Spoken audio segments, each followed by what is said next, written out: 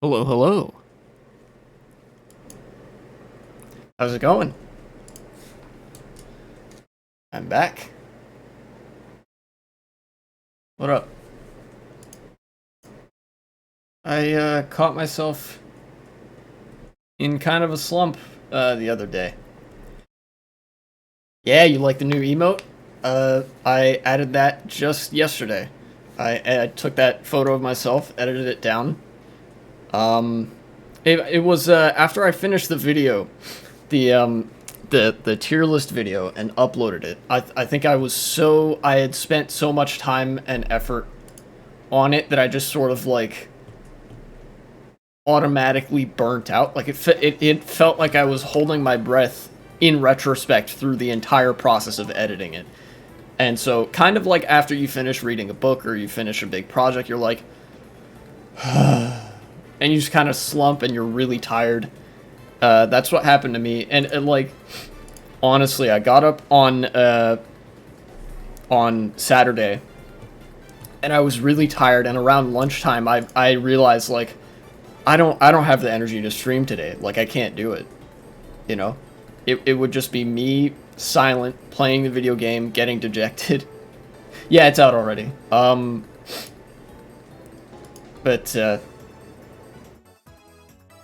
yeah, so I took a couple of days to rest and recoup. And it was and that seems to have restored my vigor to a certain degree. Yeah. And of course, the silver lining to that is that not only am I back in form, I think, I also have a much more robust list of topics for stream today, which will be fun. The first one I already started on. That video is done. It is a 43-minute long shit post, basically. And I'm very proud of it. After the first day or so, it has, I think right now, it has something like 50 oh, it has 60 views. Okay, very nice. You love to see it. But I'm trying not to get my expectations too high because none of my videos usually get that many views anyways. But if that does better than the average, that means I've done my job, and so there we go.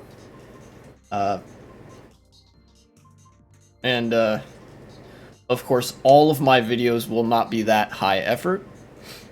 But for the next segments and stuff, I will try to do a little bit more editing. I think the having a bit more editing in my videos, with some visuals and sound effects at times, is a good thing to add. In addition to there just being talking head stuff, I think it'd be better for the entertainment value of the video. Because as much as I have confidence in my videos to be informative, I want them to also be eye-catching.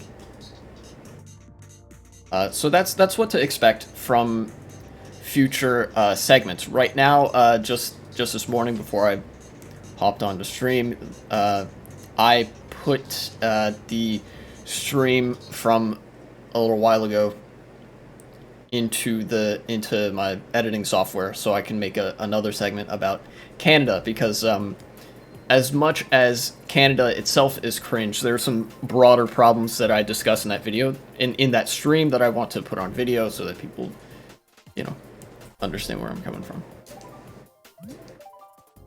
So that'll be the next segment to come out on this channel, in all probability.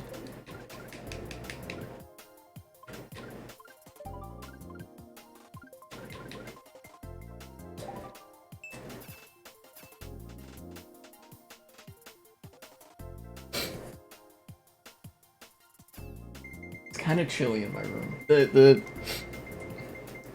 There was a cleaning crew that came to the house today, and they opened one of my windows, and it is currently, let's see, that would be like 4 degrees Celsius outside. I don't know why. I don't know what made them do this, but they opened the windows when it was 4 degrees Celsius outside. So I had to go and close those windows before all of the heat left the house.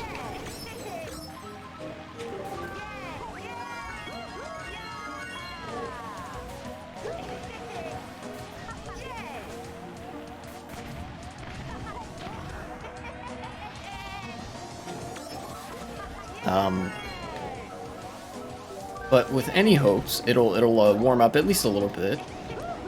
That'll be good. And definitely by the end of the stream, it'll be. Oh, come on. How do you even do that shortcut? I don't get it. Oh, no, I think I get it. Never mind. You have to be, like, really early on in the thing here.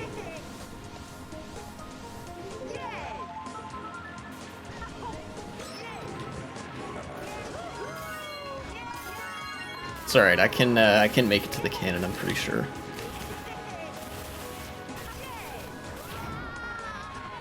Yeah.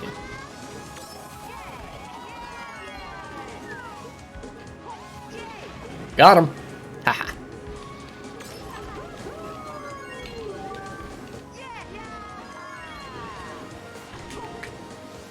Yes, okay, that is what you do. Holy shit.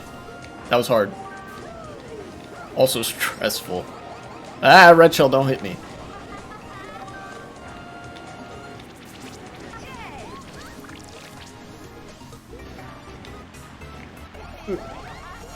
Sorry, bro. Been watching those World War III predicting videos, and goddamn people. Oh yeah, those videos never really make sense, huh, do they?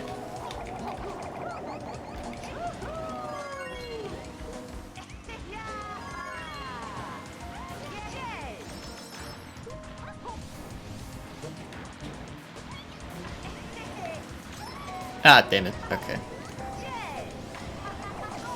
Ah.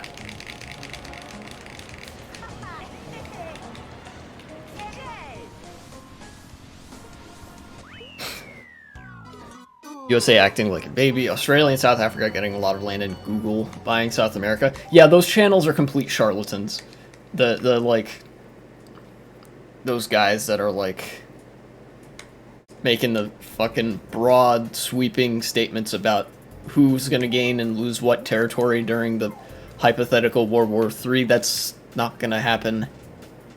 Yeah, it's wacky. Very wacky.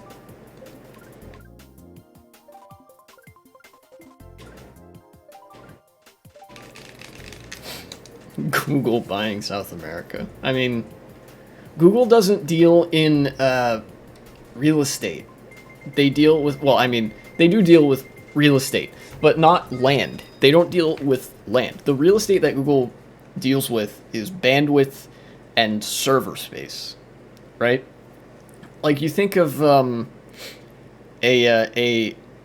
property giant, like a real estate company.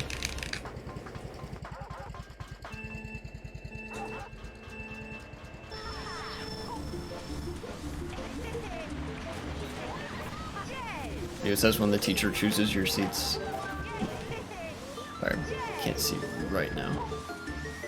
This is a shortcut, right? Yeah. Oh, what the fuck? It's kind of wacky.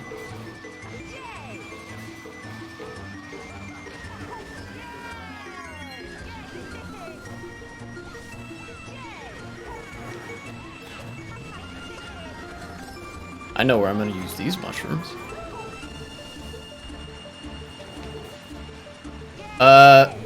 Yeah, bot incoming. I can't get to it right now, but after this race, I will ban them because they are cringe. The cringe nene, baby.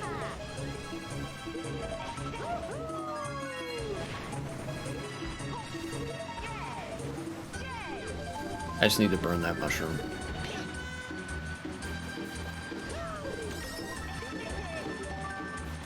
Yay, very cool.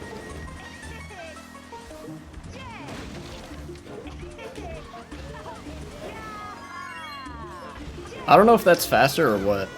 I assume it is.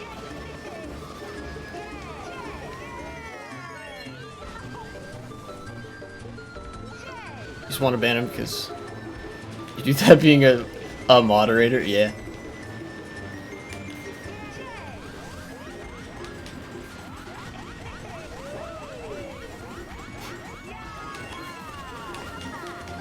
I'll get to him in a good second.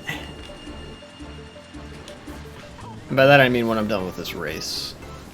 Items. I wonder, is this guy's not bullshitting? Is he really going itemless? I wonder. Damn it, I missed a mini turbo.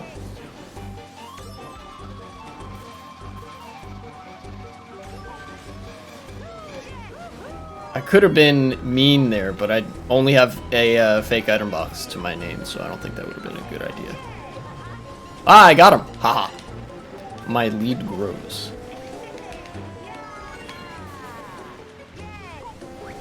Somebody's probably gonna have a mushroom here. Yeah. Oh no way! I can't believe I got him with that.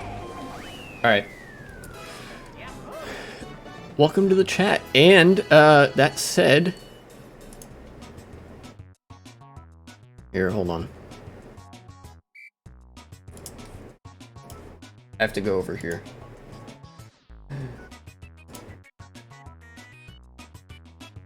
Fucking manage. God damn it. How do I...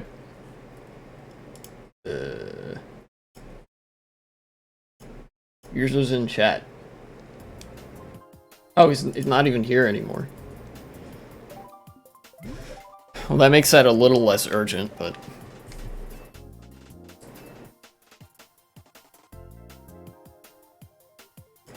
/ban.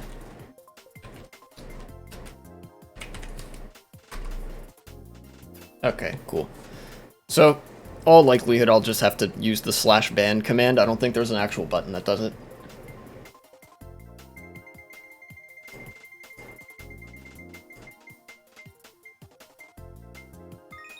Oh wow, it's making my tracks.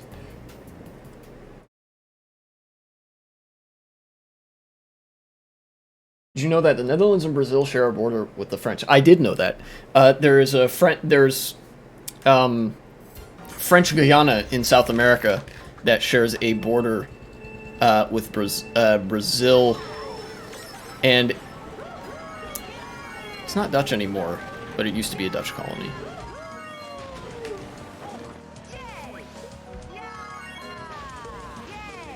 Oh god, this is mirror mode? This is gonna be hell.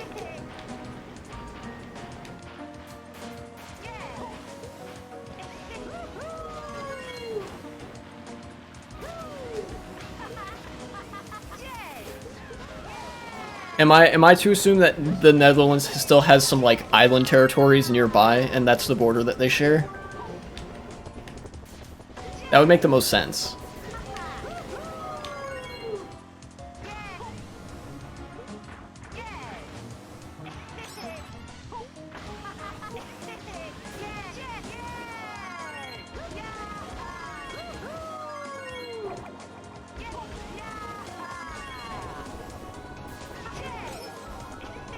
Okay, yeah.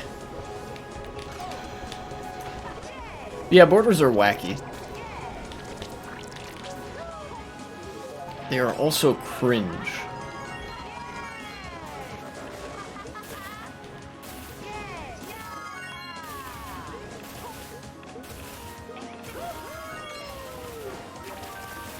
The best item!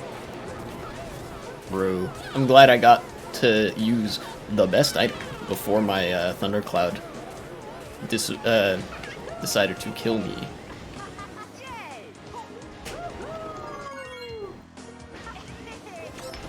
Yes, item.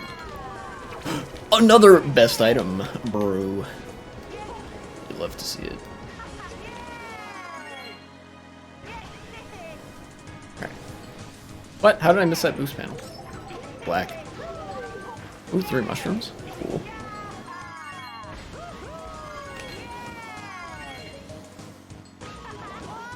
What? Are you kidding me?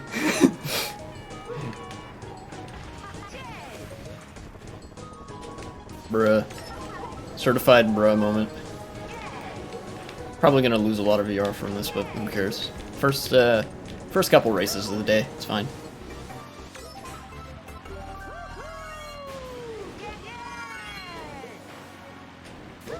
Ooh, wait, hold on. I have mushrooms here. I can do this. Aha.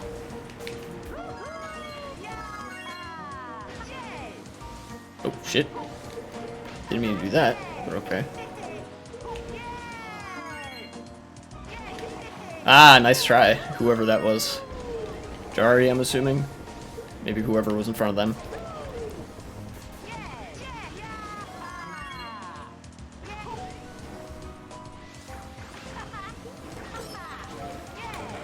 Oh, are you kidding me?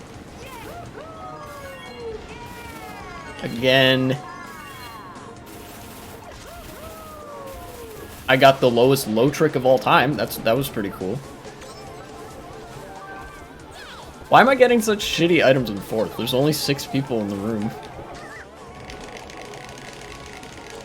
It'd be like getting bloopers and thunderclouds in 8th place in a full room.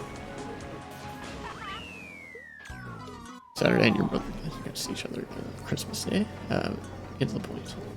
Kind of look like Chris from the Mr. Beast gang. You can kind of see it, I guess. I don't watch Mr. Beast, so I wouldn't know. Bruh. Okay. Wait, how did I get 5th? Somebody in this room is cheating, I think. I think that guy with 5,000 VR... Oh, somebody is like... I don't know, maybe somebody left? Not even sure.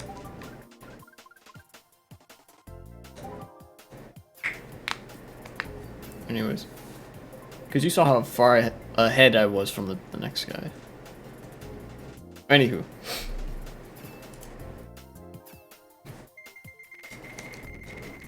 Royal Rainbow. I do pretty well on this track. But it picked my track again. A brew. Yeah, I see you have, Can't get your sound working? Damn. It's unfortunate.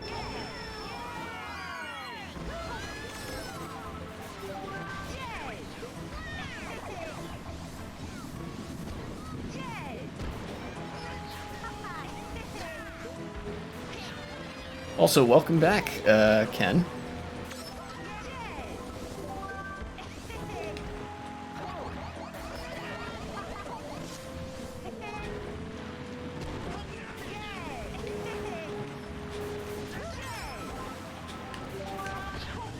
Oh, you can't hear me? That sucks.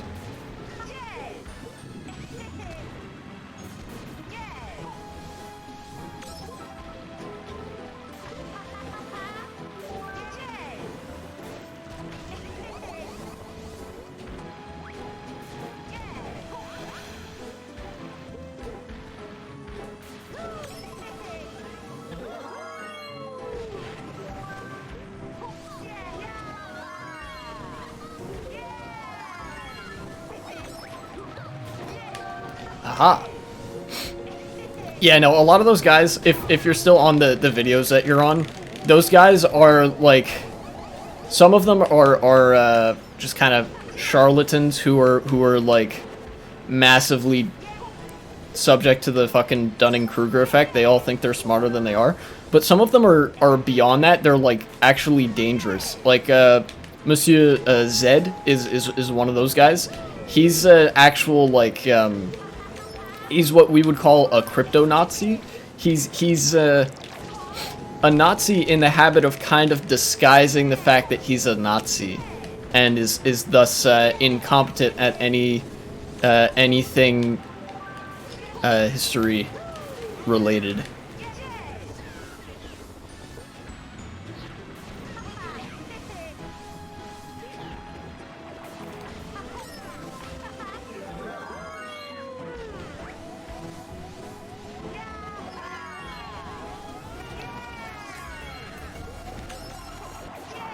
Got him. Yeah, if you want, like, actual good alternate history stuff, it's not going to come in the form of, like, predicting big event, you know, blah blah blah. It's gonna be more subtle stuff, probably like Alternate History Hub or Emperor Tiger Star. Those are two really good channels that I can imagine right now. Oops. You know, you're not going to get the spectacular, like, World War III predictions and stuff, but you will get more accurate historical analysis.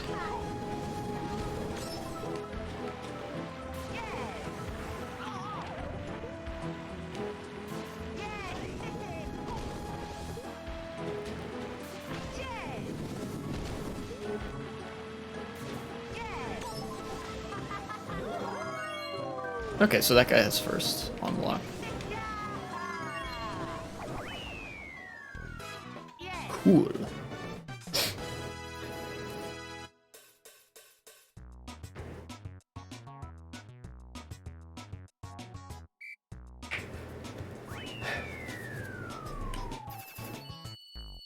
You did a flag and country shape test a long time ago. Guess on 196, you got 140 and 135. First and only time you tried. Curious what you're gonna get now.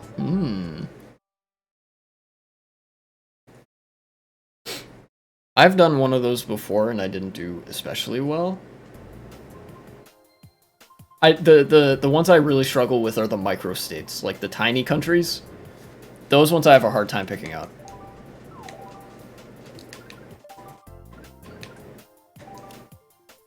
But any country of appreciable size I can usually remember. Even the four stans I know apart from each other, like the Central Asian countries. Which for an American is no lean feat.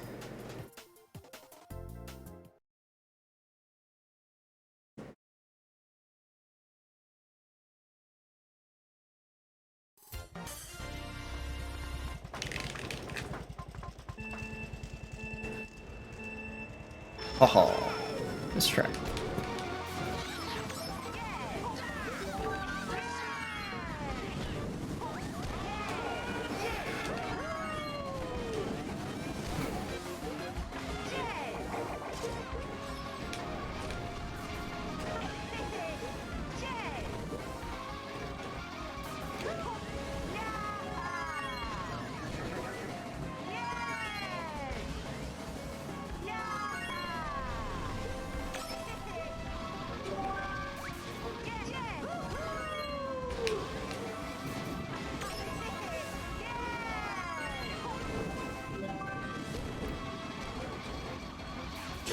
How to type them? Oh yeah, some countries are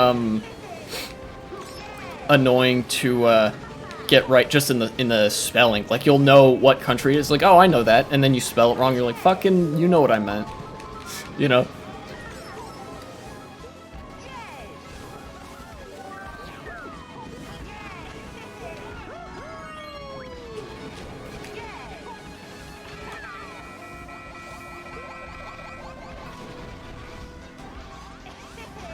Holy shit, that was what we call a close call.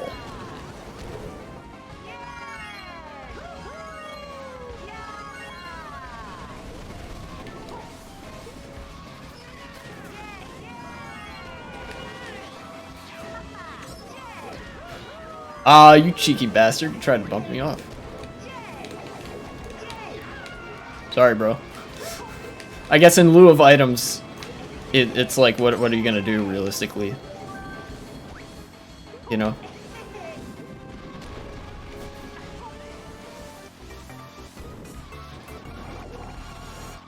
That was close. Too close for comfort, I dare say. Ow! Fuck. I shouldn't have tricked off that.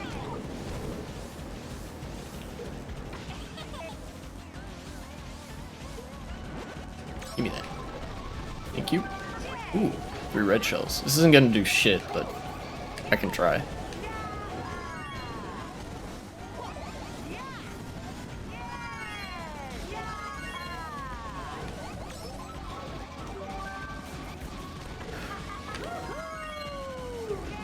That was something.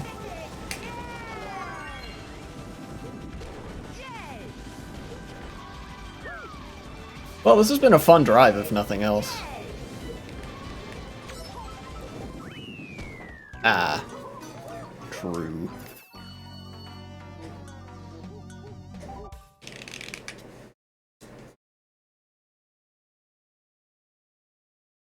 Azerbaijan, St. Nevis, and Kitts. Yeah. Dude, I would never guess St. Nevis and Kitts. Sounds fucking difficult.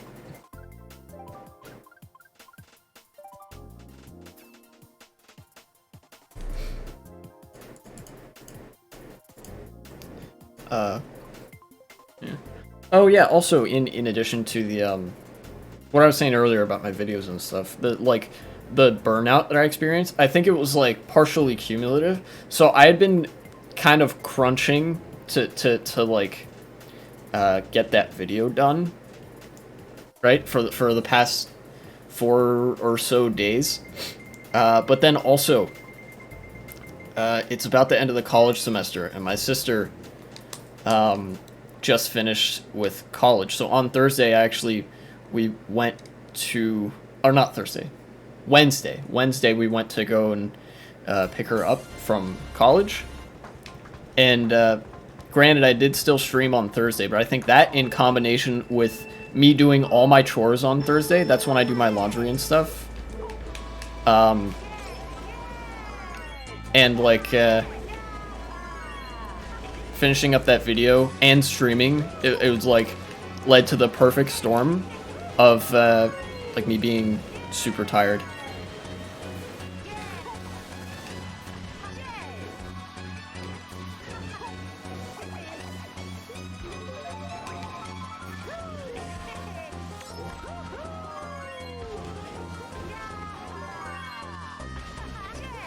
High trick.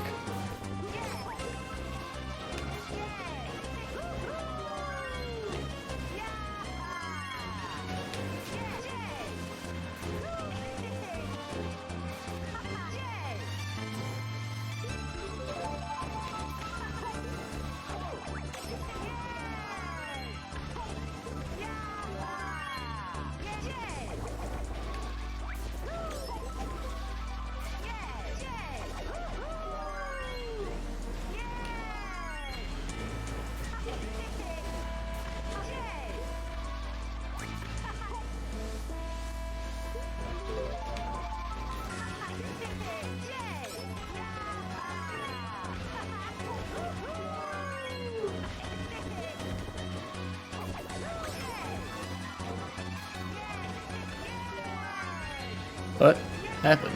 Oh, it's lagging.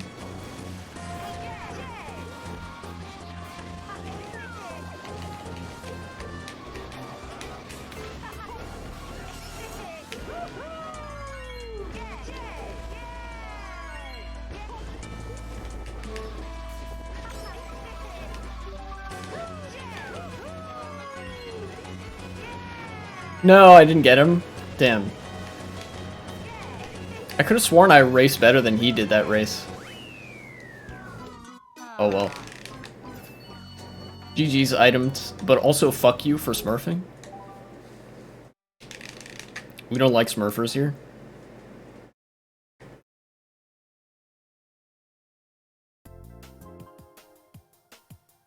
Ah, okay, so now it's just me and Nate. What are the odds this guy's also a smurf and is gonna win?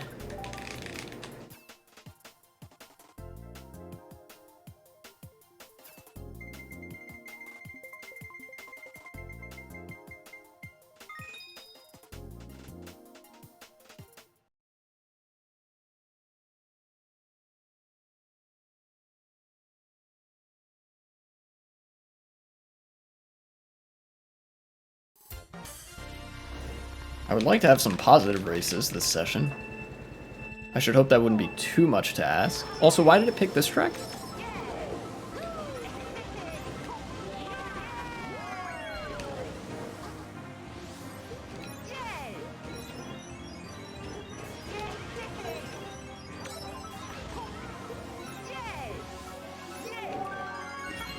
Oh, what? He got hit by that? Okay.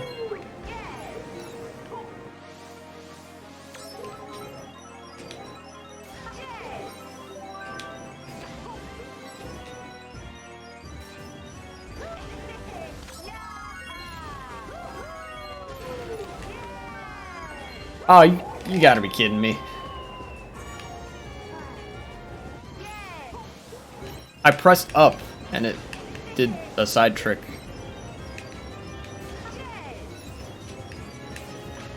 Grr.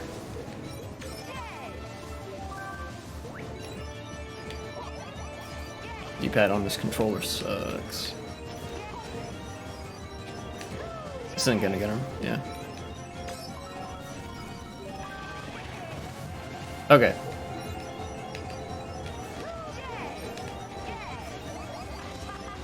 What?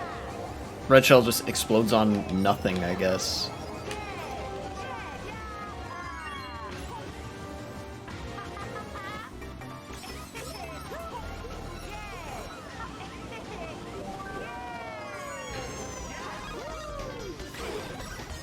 Got him.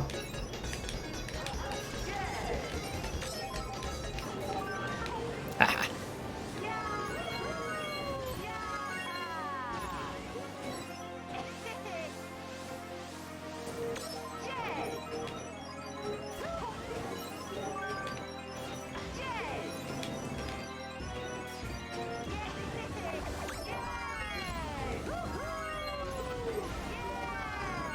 Okay.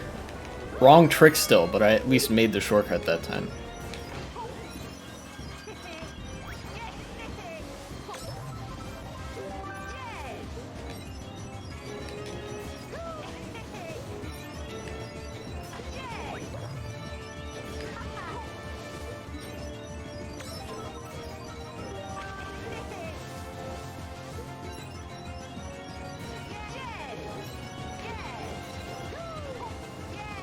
Alright.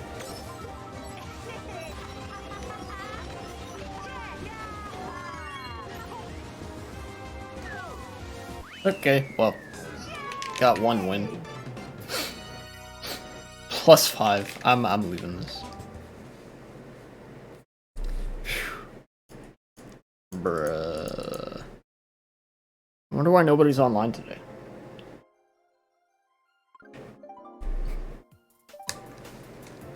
Alright, let's try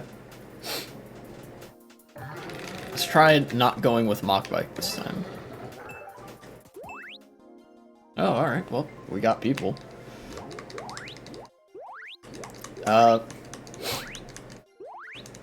Dio again.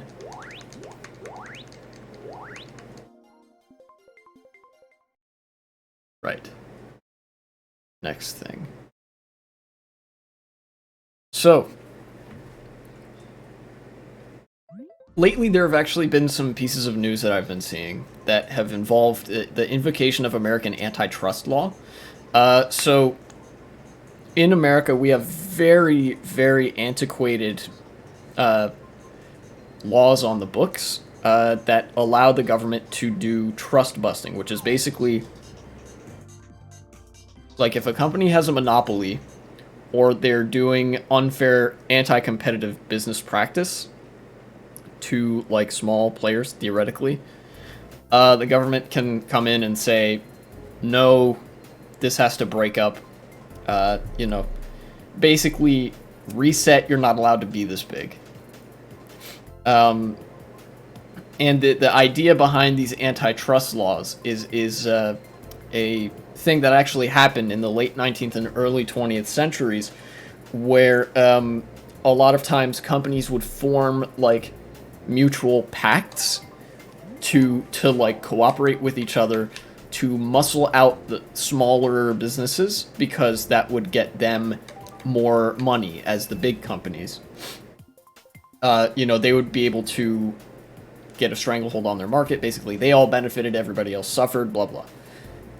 Right, but there is a problem with antitrust legislation in the United States, and that is that it relies on an incorrect presupposition of intentionality, which means that it assumes that businesses are consciously collaborating with each other to do the anti-competitive thing. Like basically price fixing is a prime example of this.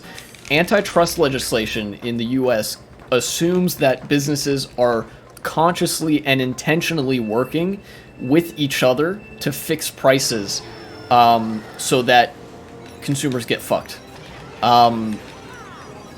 But what we've learned, I think, if the 20th and 21st century has taught us anything, is that this is a massive failing of this legislation, because gas prices keep going up and up and up and up and up.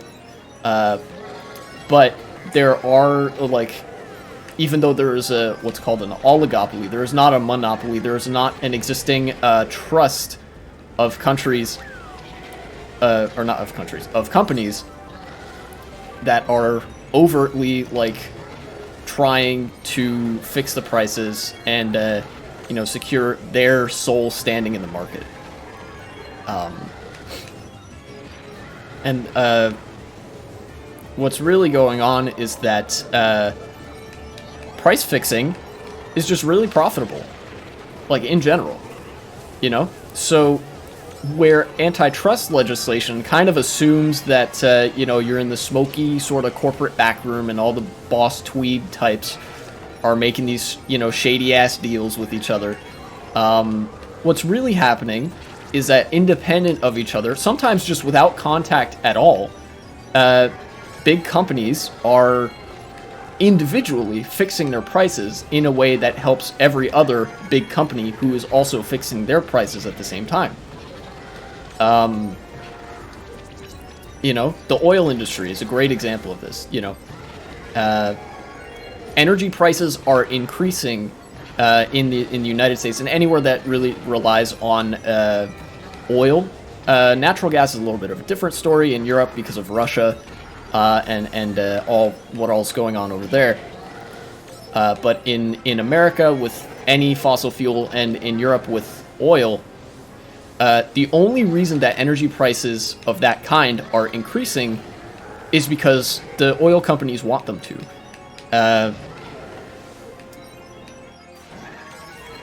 And there is no consequence for them raising those prices artificially, fixing the prices.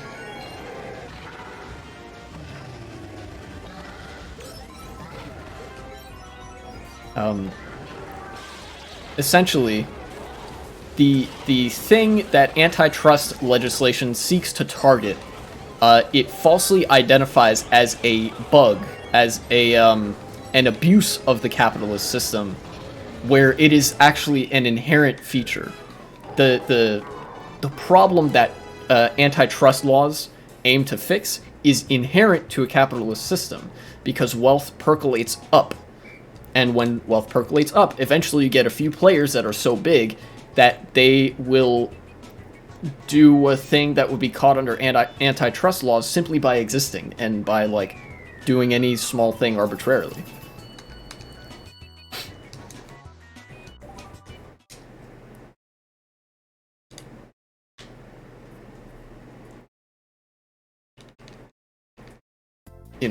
It's one of those examples where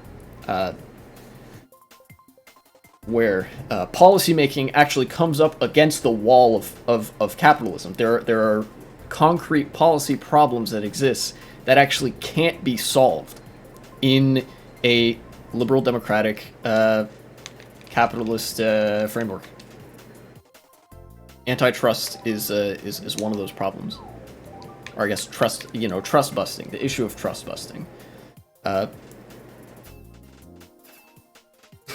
Now you're just stuck. Oh no, you're taking the test again, huh?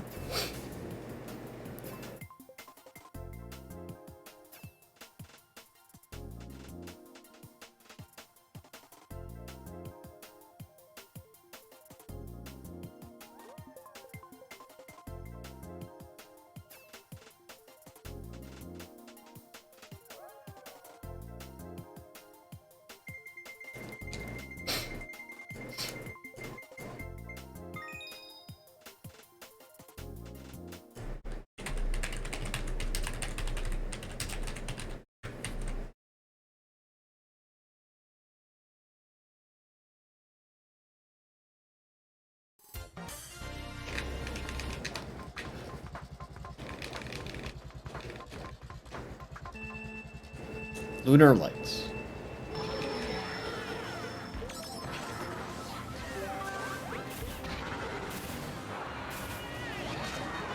Okay. Ow. I'm comfortable being in the back spot right now, actually. Ooh.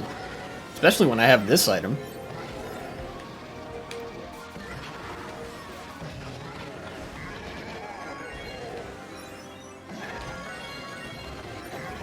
Oh, are you kidding me? I can't believe I got the fucking bumpiest landing in the world. Alright. Here we go. Give me an item. Thank you. What? One red shell? You gotta be McFucking kidding me.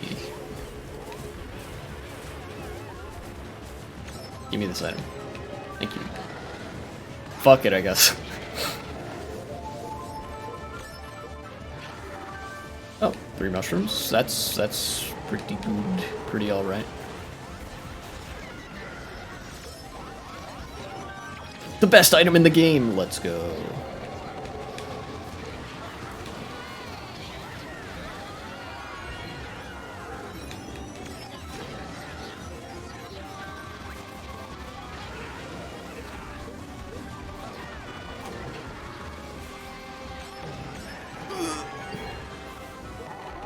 Holy fuck.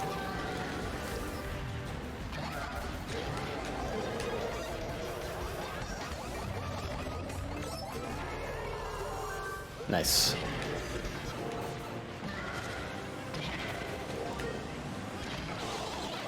Whew, okay. That worked out. That worked out.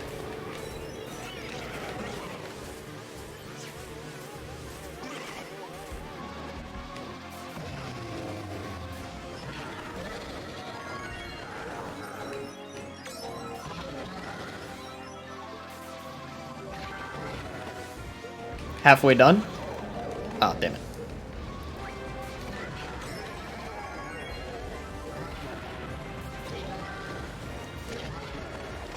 Oh, are you kidding me?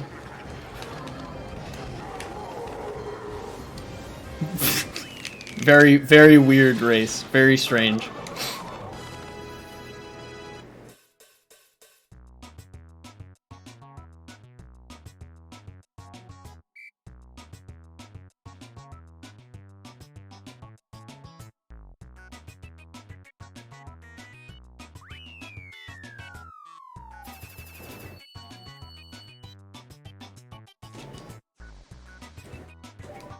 Oof. Ah. The classic cracking of the knuckles. Yeah. So circle back to antitrust law. That's why I think that that's actually why I think that antitrust law can never be properly enforced, and why it hasn't been properly enforced in the United States. Of course, it didn't help in the beginning that Sherman and Clayton antitrust were very, very vague, very ill-defined. But it also, I think that really the final nail in the coffin is that the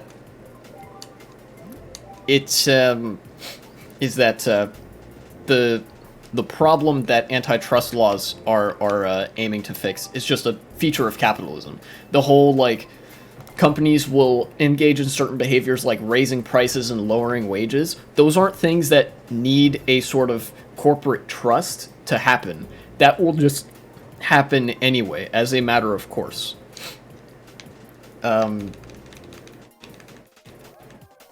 So those laws are kind of redundant, believe it or not. You know? Of course, I would never advocate for repealing them because they give you at least a semblance of an excuse to sort of legally pursue action against companies that engage in those kinds of behaviors, those very exploitative kinds of behaviors. But, you know, they are kind of useless.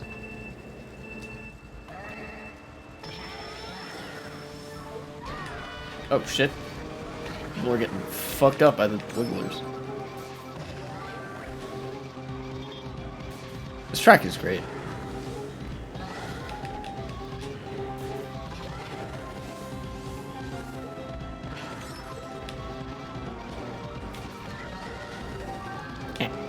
Got him. Oh, I got him.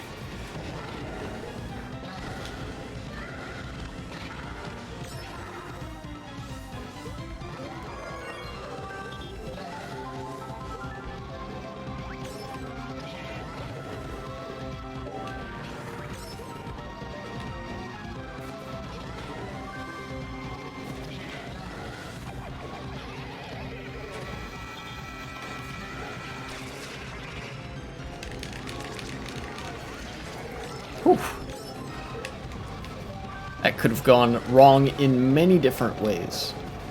But fortunately, it actually didn't end up going wrong. Not that badly, anyways.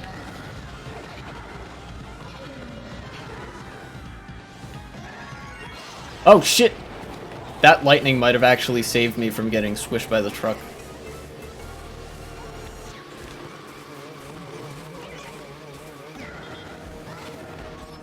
Ah, come on.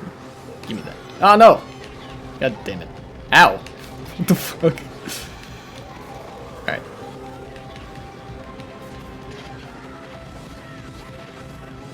Aha! Give me that.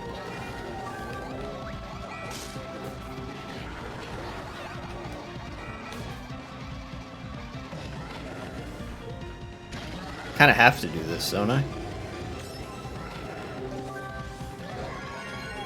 Oh, wow. Got a double trick. That's cool. Horrible, 145. God damn it. That's better than your first time. So that's an improvement, which is good.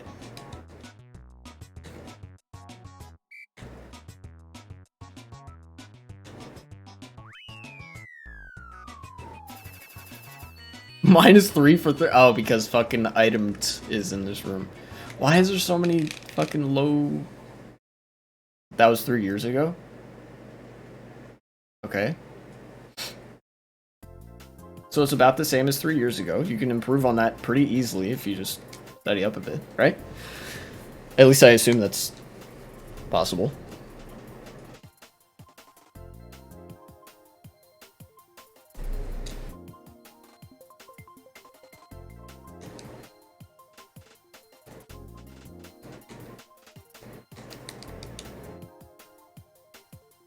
Please wait a moment. Be honest and blame the program too. The way they show you which ones you still need. Oh yeah.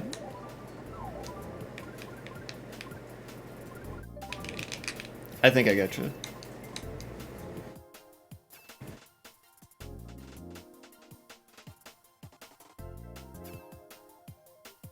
Man, I'm just chock full of stuff today. Talk about. Ooh, I have some red meat on the list here. That like proverbial red meat, easy, low-hanging fruit topic of discussion. So Twitter. It gets worse all the time. You can see the 2 orange boxes for Kosovo and Montenegro. I gotcha. Yeah, but the situation on Twitter, it's getting worse all the time. So Elon Musk has I believe I mentioned that he has started banning links to other social media websites because he's a fucking petulant child and is just engaging in the like most pure distillation of anti-competitive behavior, or like not but like fucking, you know, dumb business decision behavior, basically.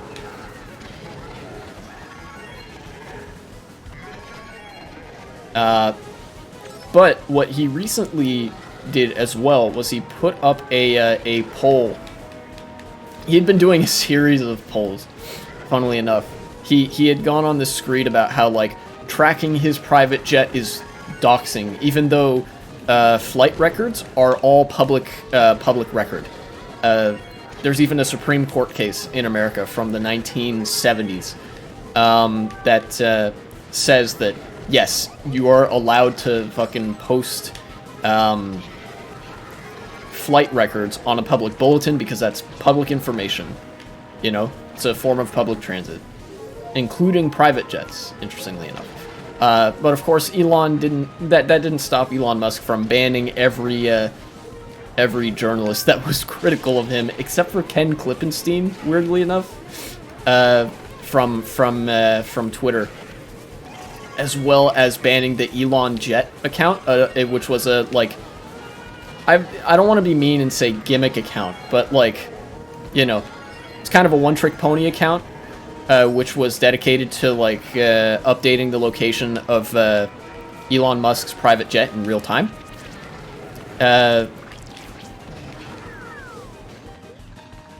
You know, and he, at the culmination of this hissy fit of his, was a poll asking unsuspend accounts that doxed my location in real time. It was phrased like he was fucking 7. And the majority of the people voted yes, funnily enough. Even though there were 4 options, and he actually said he didn't want to accept the results of that poll, so he said, there's too many options, I'll redo the poll. So he did it again. He ran another version with 2 options. And then people voted yes, unban them again. And he, of course, wasn't satisfied with the results of that poll, so he did another one. I would know because I voted in all 3 of these polls. It was very funny. So all 3 times, people voted yes, unbanned all the fucking journalists and shit that you banned, you dumbass. Not exactly worded like that, but there were many people who share my sentiment on this. And because he's a big baby, and also a billionaire, he didn't abide by the results of that poll because it's a fucking Twitter poll.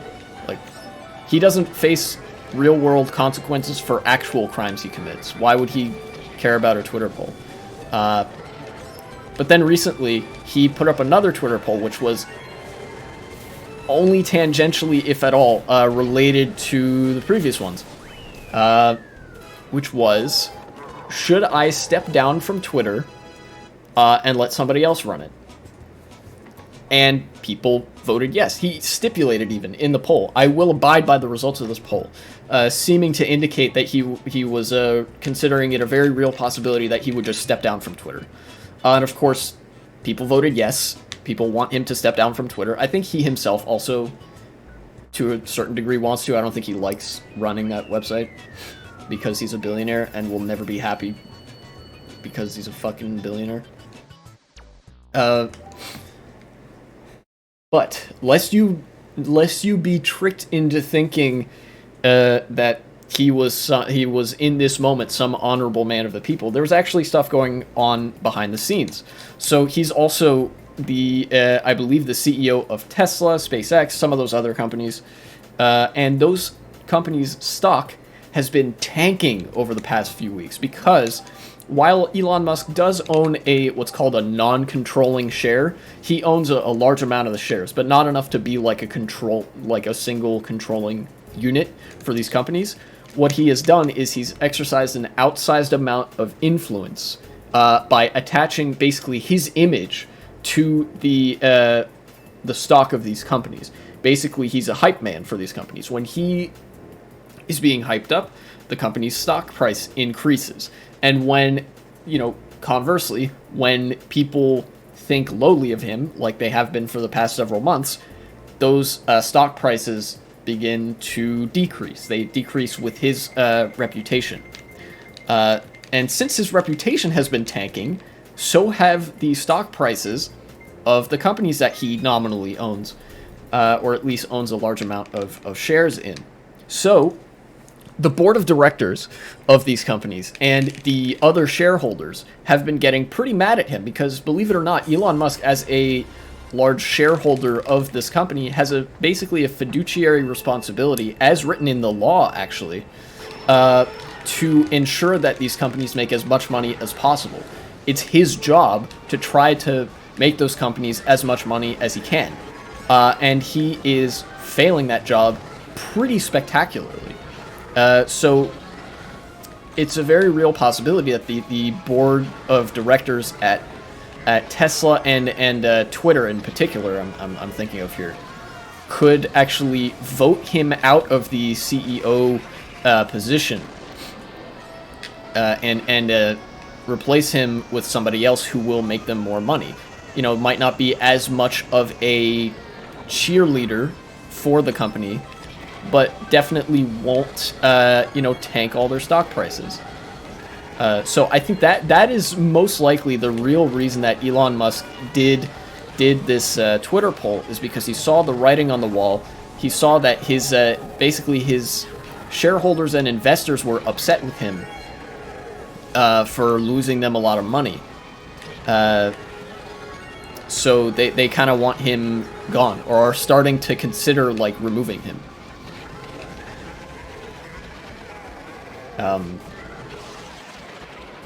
So, you know, what appears to be this sort of phony, this like veneer of populism is really, you know, you strip it away and it's just a kind of standard issue corporate business as usual crap, you know.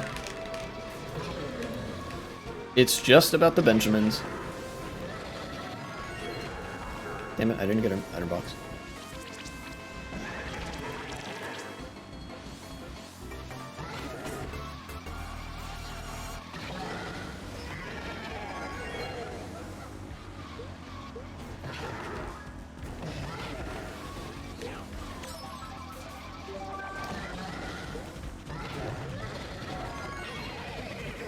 Damn it, that POW was so bad for me. Holy shit.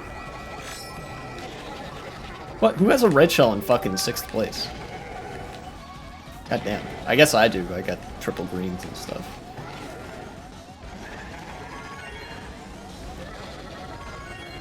That POW fucking ruined me. Holy shit.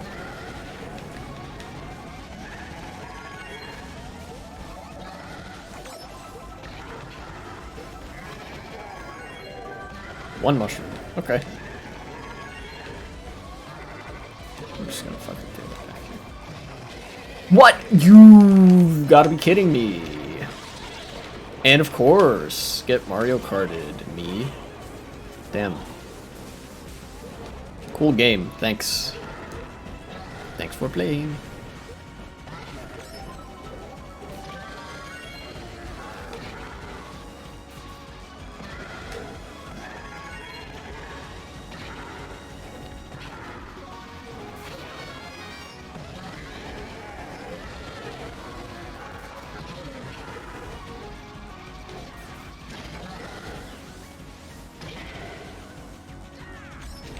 Give me this.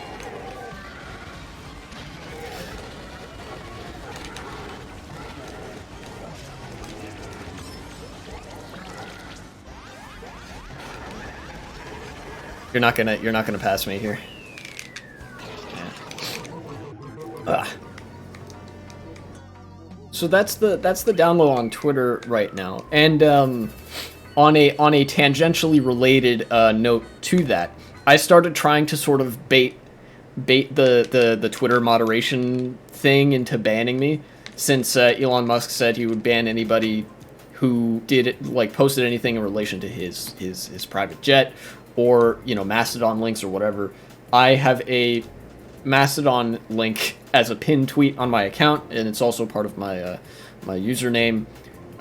It's unlikely that he would go after a no-name account such as myself, but I've seen more unlikely things come to pass, so it's possible.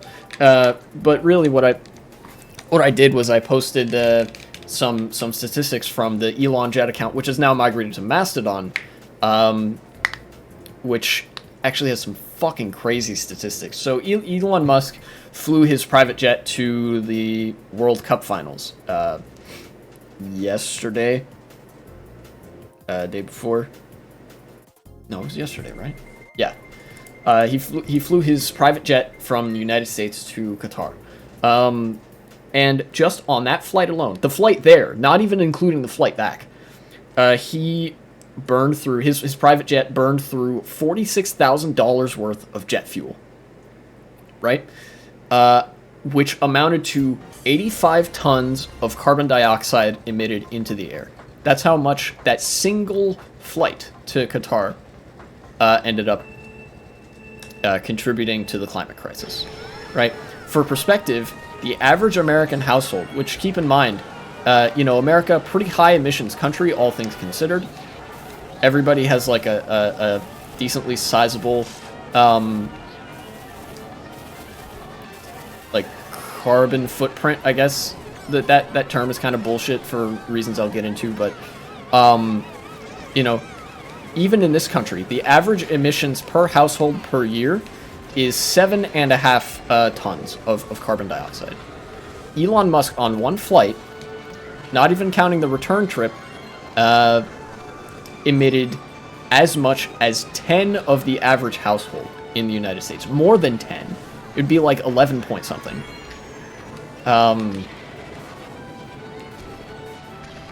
So when people tell you that you should be doing something to minimize your impact, understand that they're obfuscating the issue, right? The issue is not you specifically as a person are like emitting too much CO2 into the atmosphere. You need to like police your own activity. This is a distortion of the reality that we're living in. Billionaires have such an outsized and disproportionate contribution to the climate crisis that the lower, like 99%, couldn't even hope to match it, even if we all acted in unison.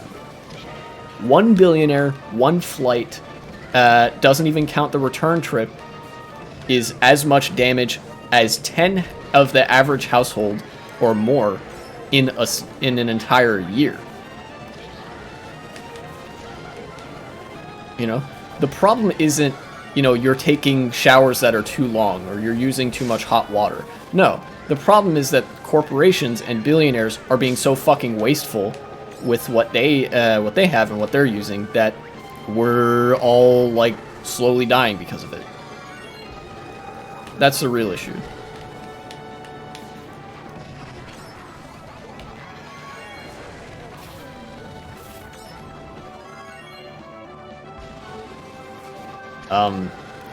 Yeah, I think I got a little bit more animated than I might actually otherwise during that rant in particular. But the reason I did is because I actually know people who would still say, yeah, but it should be on you to reduce your impact still. No, this is not correct. And I don't know if there's anything that I can do to convince those folks that like that's not a correct way to look at this. You know, because all the attention on the sort of individualized version of climate action is not attention that we're putting towards systemic climate action and holding billionaires and giant corpos accountable for the shit that they do. You know? It's a sort of like enlightened eco-liberalism that rebrands the status quo as the solution. You know? The whole individualized response to climate change is what we've been doing for the past 60 years. And we've given next to no attention to the corporate overlords doing their shtick. And look where it's got us. Absolutely nowhere.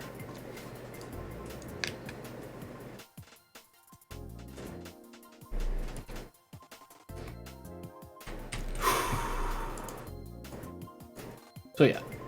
But one thing that you can do as an individual, support your Green Party. If you're in a country with a multi-party system, support the Socialist Party or the Communist Party, the Green Party. Those parties tend to build coalitions together. You know, they care about environmental action. And since they're political parties in the seats of power, they are more likely to and more able to take action on a systemic level to en masse reduce pollution and waste that corporations are allowed to get away with. Rather than us kind of flailing incoherently to, I don't know, use fewer plastic straws. That's not the solution to this.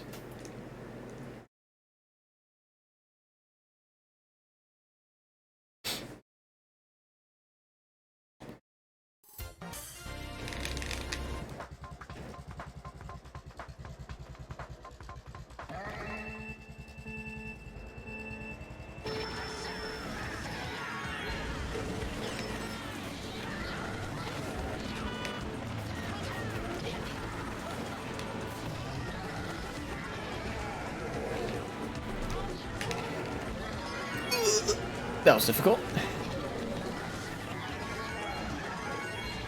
Whew.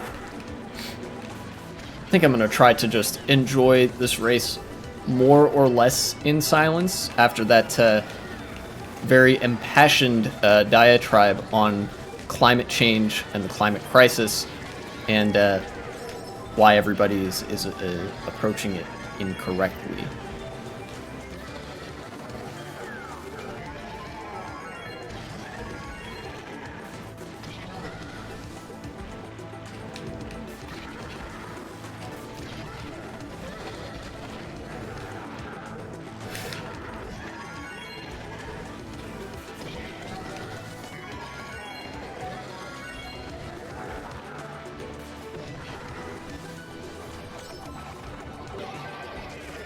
Ow!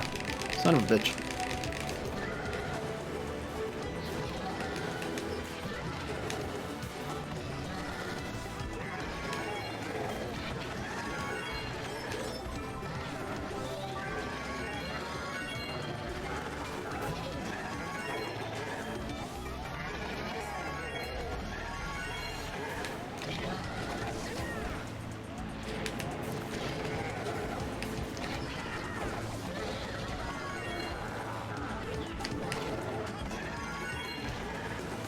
Oof. Yikes.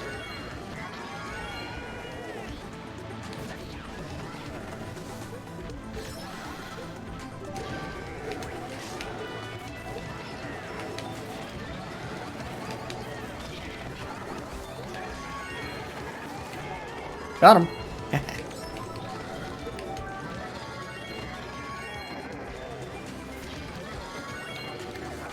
Okay, third. That one, this time worked better. I think I got way better in the countries. Use a new tactic. You got 150 on flags. That's pretty good.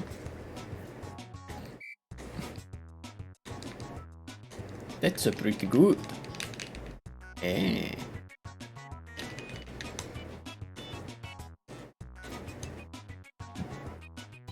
Yeah, out of 197. Some of which are very obscure.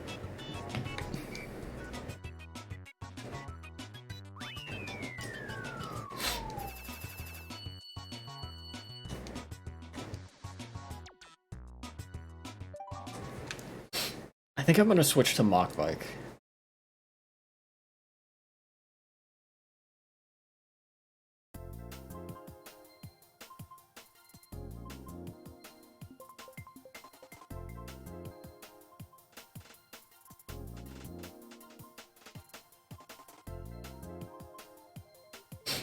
Yeah, I'll do that. Or, oh shit. Jesus. Never mind. Jeez, anywho.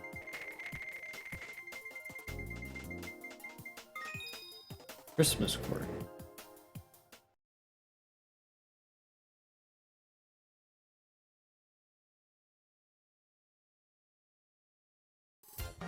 I like this track. Yeah, 76%. It's pretty good.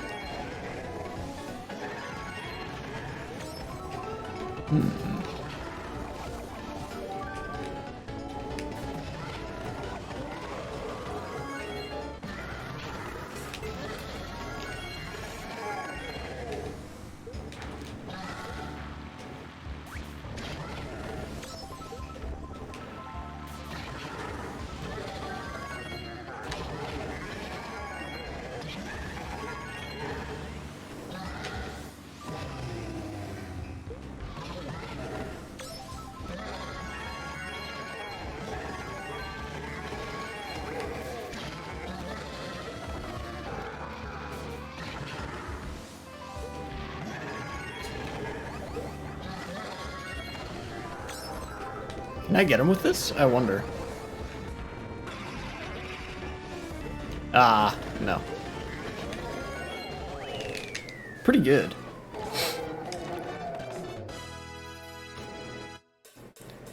I guess you're going crazy with some names. Big shout out to people who know all. What?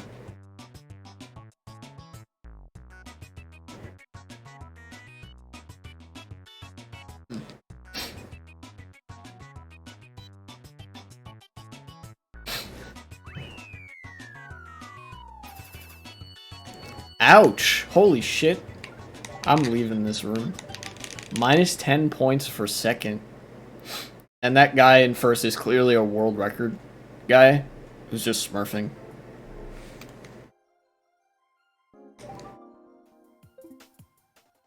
Let's do some regular tracks.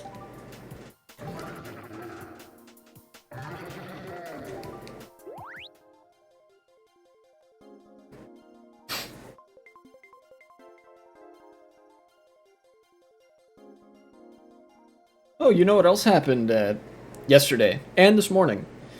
Not news related anyway, but nostalgia related. I played a racing game from my childhood. You want to try as go in order? Just trying to get as much as you can for each continent. First, and at the end, just check everything. See if you forgot it. That seems like a good strategy. You remember how in the tier list video, I took a couple of beats just to talk about Hot Wheels Stunt Track Challenge. I decided last night, like, you know, I've been thinking about this game lately. Why don't I just go and play it? I have a ROM of it on my computer for emulation. I have a Game Boy emulator, so I decided, like, I'll just start it up on the emulator, play it. It'll be fun. And I completed the whole game in the span of a single evening.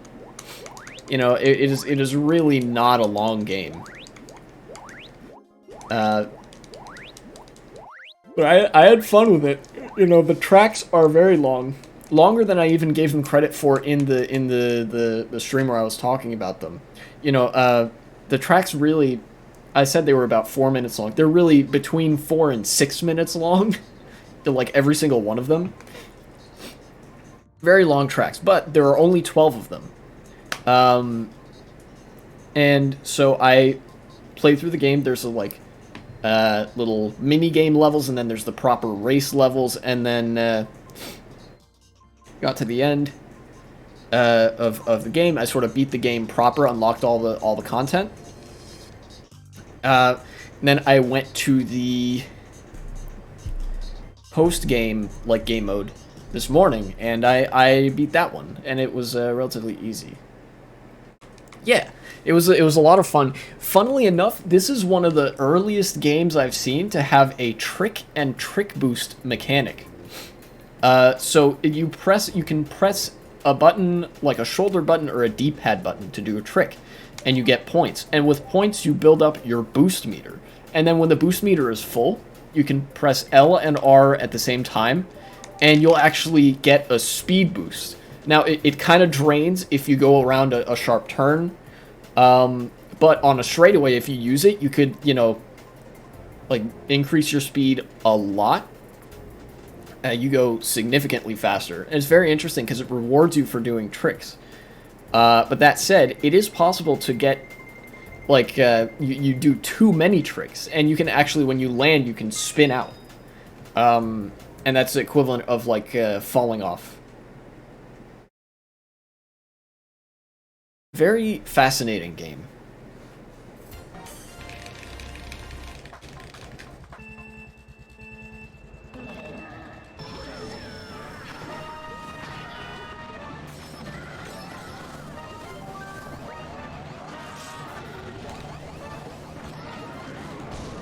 Oh shit. I'm in first. Let's go. Oh, I got 2 people with the same red shell. You'll love to see it. I'm gonna block the shortcut. That's a decent block, I think.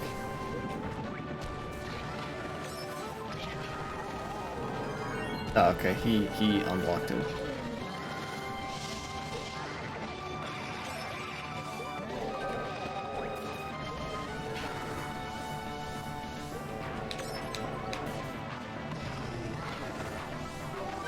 There's oh yeah, in the game the content is relatively sparse. There are only 12 tracks and 13 cars that you can pick.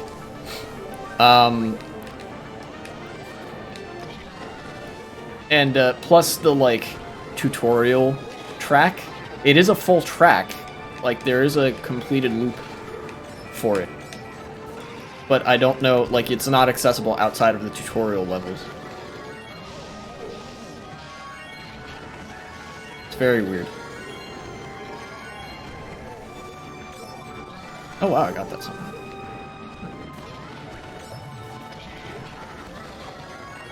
And 200 plus versions of rage quitting. I did rage quit on occasion because the races are really long and the penalty for messing up is pretty dire. That game has a lot of rubber band AI. You know, like in a racing game, when the AI is ahead, they slow down to let you catch up, and if you get too far ahead, they'll speed up to keep pace with you. So it doesn't actually matter how well you drive. You just have to drive consistently.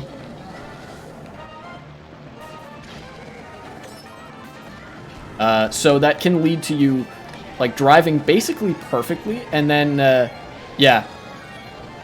And then, like, making a single mistake and losing the race as a result of it. And, but there could also be a race where you drive really badly, but don't make any mistakes where you spin out, so you win the race because of it. You know? So that kind of sucks. Okay, he's got first.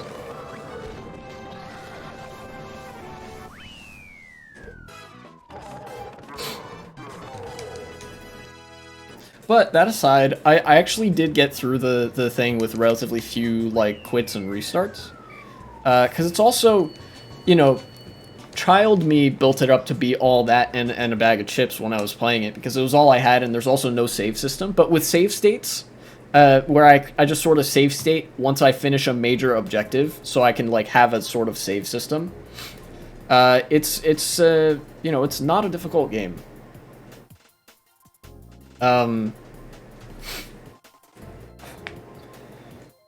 But I did actually wonder, once the game was done, I couldn't help but wonder if I could, Dragonite. Yeah, Dragonite. Yeah. True, you win the Pokemon Nobel Prize. I couldn't help but wonder if there was some way for me to get at the internal workings of the game and actually extract some of the models for the tracks. You know how there's, like, you need to, if you're making a custom track, you need a 3D model, and you need to make the 3D model. You know, I was kind of imagining if there was some way to make that easier, if there was a 3D model in the Game Boy, because it does have 3D graphics, or something like that.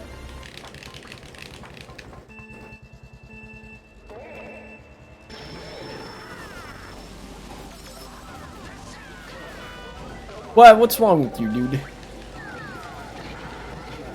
Bro, you bumped me out of the way. What a dickhead.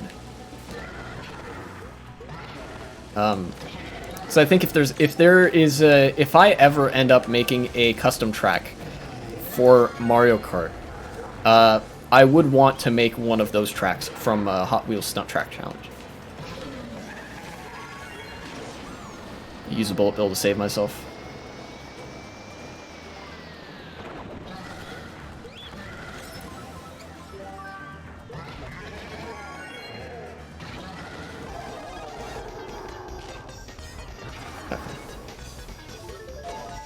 Whoa, what's going on? Oh, okay. I'm lagging is what's going on.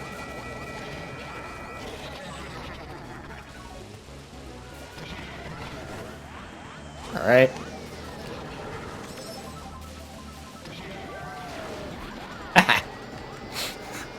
That was a little bit mean, but you know, you gotta do what you gotta do.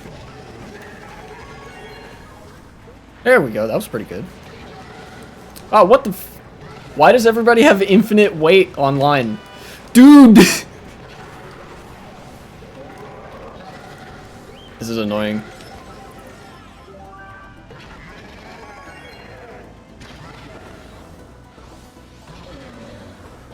Okay. Last lap, give me an item. Thank you. Blue shell. I'll throw that.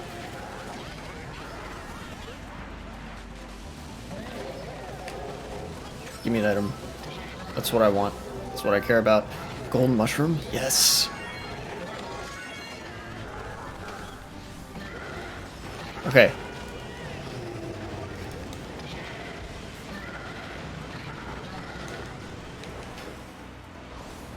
Damn it.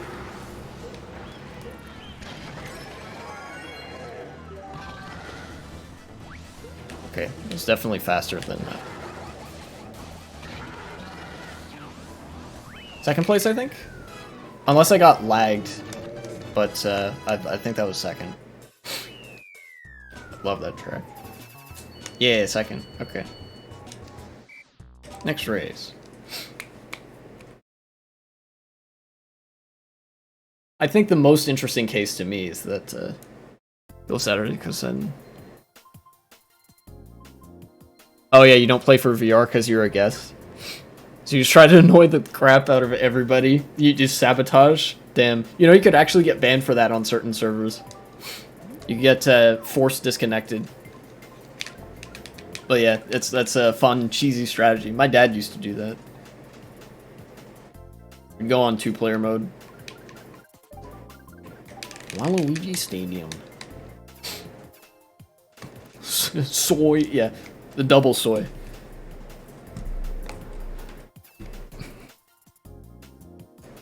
I think, but in Hot Wheels Stunt Track Challenge, the most interesting case to me is that, so there's like the game show, which is the, like, you get the mini game and then the race and then the mini game and then the race or whatever. It's like you progress through the different areas. Just kindergarten should be allowed. Yeah. And then there's the after game mode, the championship race, where you're just racing every track again, but now with everything unlocked. But then there's another game mode that you're actually intended to do before you start the, like, proper campaign, which is the racing school, or like driving school mode, where you learn the ins and outs of certain game mechanics, like getting a boost and doing tricks and braking and turning and whatever, right? It's kind of weird. But they all take place at various different points on the same track. I noticed this when I was younger, and it's also still very interesting to me today. It is an actual track that you're driving on. In fact, the final test is you have to drive, like, an actual race on this track, and you almost go through a full loop. The track does have, like, an actual finished loop to it. But I don't rightly know how, like, how that works. I'm gonna bag here. So what I want to do is actually find a way to like get a model or something for that track, so I can look at it and see what the track actually looks like. Because with every other track, there's actually a mini map that you can see while you're racing, just like in this game. Except in the Hot Wheels game, it's on the other side of the screen. It's on the left side. Oh, come on.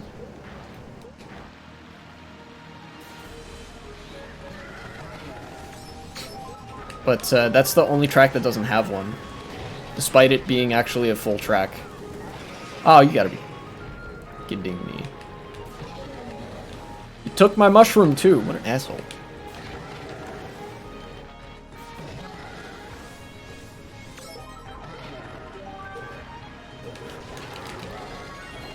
Can you do the double? You can on 100cc, huh? Cool.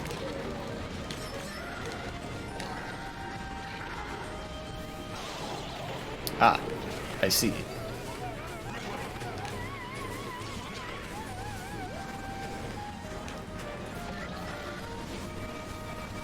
Fourth, I think?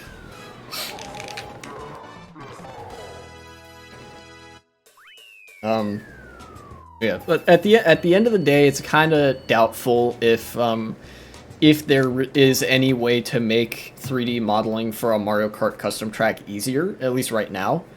I don't know how long it's going to take before there's an easier method for 3D modeling. But I want to try that, to actually make some of those tracks into Mario Kart Wii custom tracks, because like all it would take really is scaling them to such a level that you could complete each lap in like less than a minute, and then I could just make them 2-lap tracks instead of 3 laps, and then they would function pretty well. Because there are trick ramps, there are actually item boxes as well. There's like in the Hot Wheels game, there were these like circular power-up things that you could drive through. And they functioned actually like items. You would have bonuses once you hit them. Some of them were temporary. One of them was just like, theoretically was permanent. It would give you your boost meter.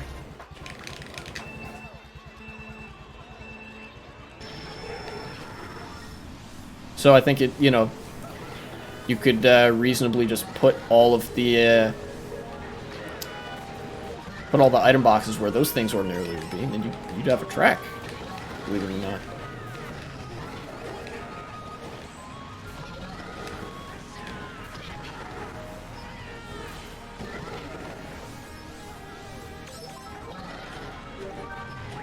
Ah, you gotta be McFucking kidding me.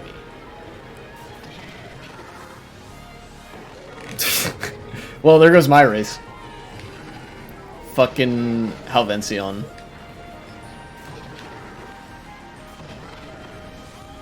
Feel bad for him though, because he's Korean.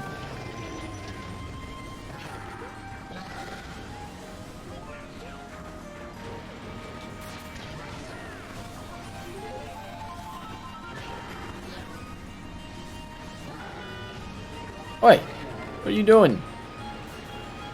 Standing there in the middle of the fucking road. Holy fuck, how did I avoid all of that?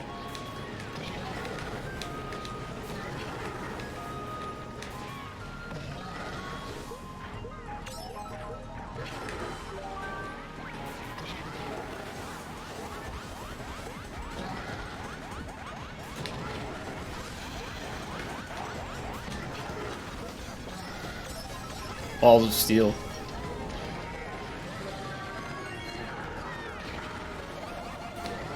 I don't want that red shell. God damn it.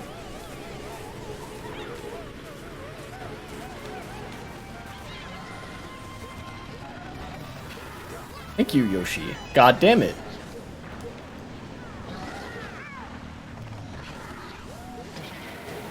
Thank you.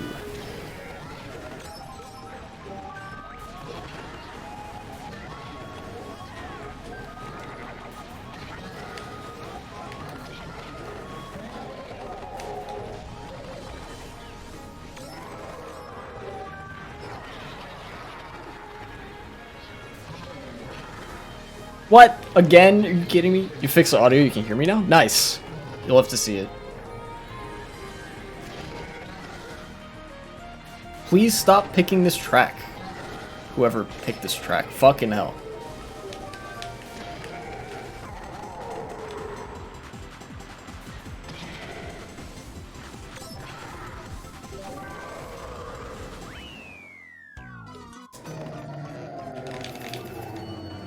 Ouch. Why did you pick this track twice in a row? You already won. The fuck?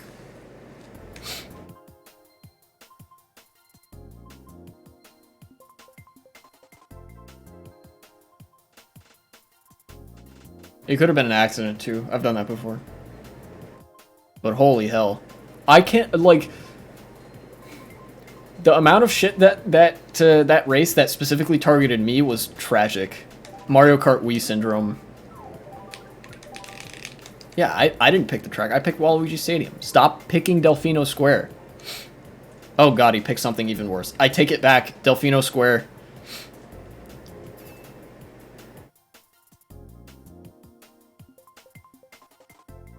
God damn. Ugh. I gotta distract myself. What's the next thing? Oh yeah.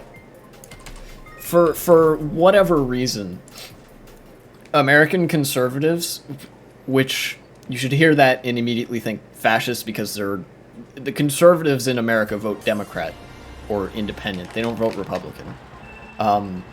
But our Overton window is shifted. Anyways, the like Republican voter base is back to their old talking points of being anti-big government or whatever, at least when it comes to things like gay marriage, because it's an excuse to repress people and whatever. But the key thing about conservatives is that they actually love big government. Conservatism is actually is defined by the desire to have a strong set of undemocratic state institutions that are dedicated to protecting tradition, to upholding and enforcing tradition, which in our case means racial prejudice and homophobia and stuff. And I think, you know, in a lot of cases it means homophobia. But, you know, when conservatives say they are anti-big government, they only ever levy this criticism when the government decides to do something marginally good. You know, because they love the state.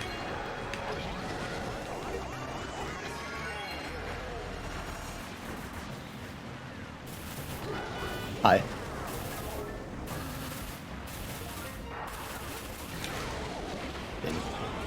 Give me... Oh, you gotta be kidding me, dude. Mario Kart Wii syndrome. There we go. Okay. Oh, what? Nah.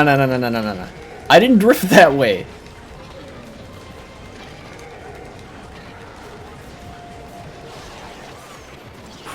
Okay, thanks whoever used that shock, because at least now I get third.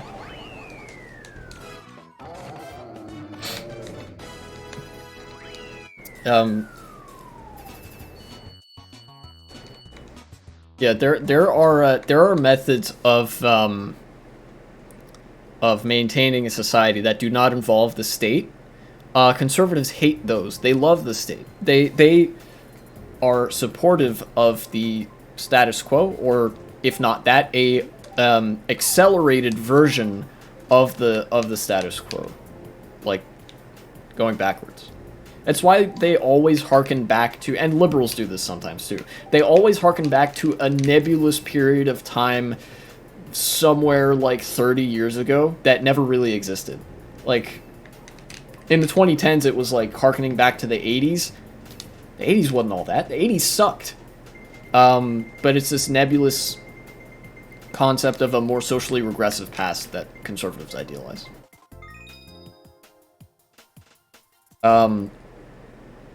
And it also was a time when America was less democratic.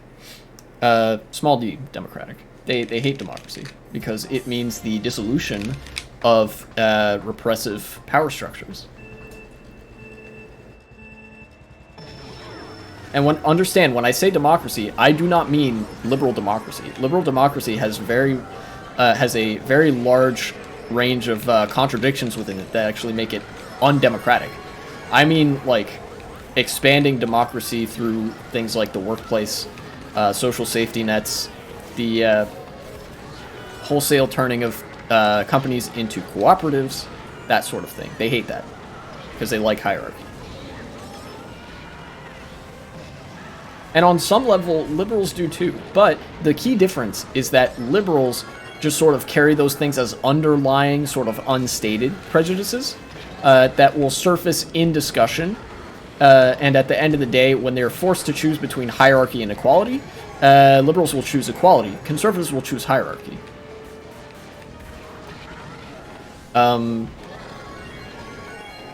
it's not unheard of for a liberal to do the same, if that hierarchy sort of advertise itself as a bringer of equality, or a like agent of equality in some form. Oh wow, I got hit by both of those? Interesting. Mario Kart Wii syndrome! Okay, that one actually helped me.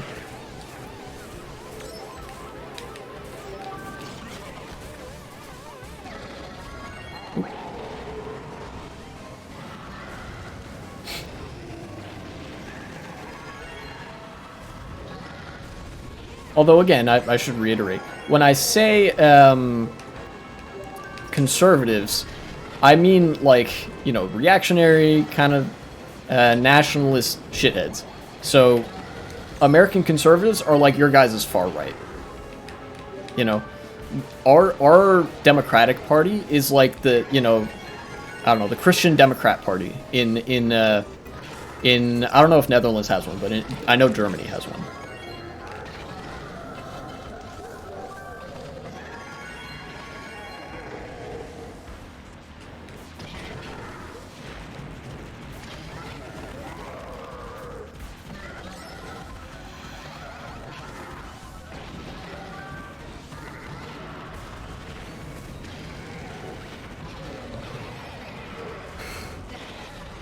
No way! Come on, dude. Really? The race was going so well, and then you fucking pow me at the worst conceivable spot. Why didn't you pow first? Okay, hold on. I have a chance to do some stuff here. Yes!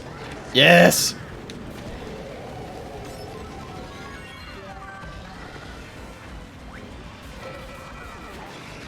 Ah, come on.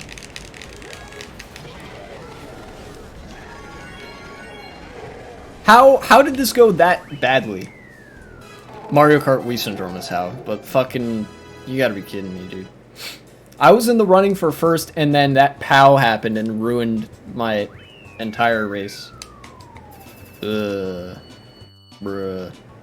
Gumball, you schmuck, stop smurfing. I refuse to believe anybody who has, like, less than 5,000 VR isn't a smurf.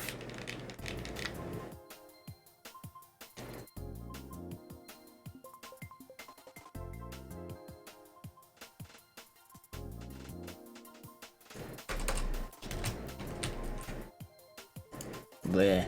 Blah, blah, blah, blah, blah. Sometimes this game leaves a bad taste in my mouth, you know? I have to remind myself that at the end of the day, I do enjoy it, but there's some shit about it that just absolutely sucks. I don't think Rainbow Road would be a good decision, but fuck it, we're doing it anyway.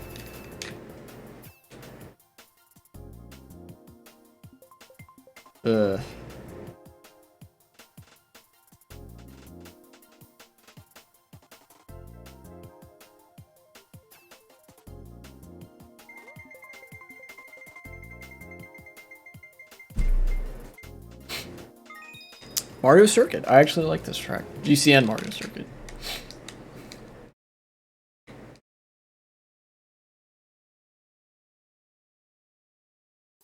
I like it more than some people's favorite tracks.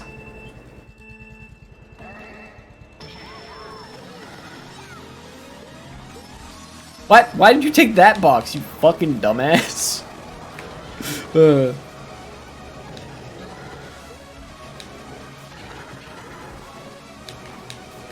He's gonna throw one of those back any fucking second. You tried to snag that one too.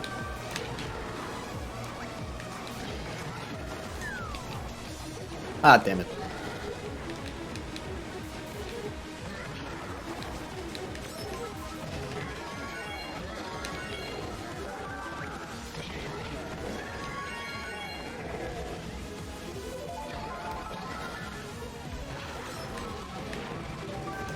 Aha, perfect.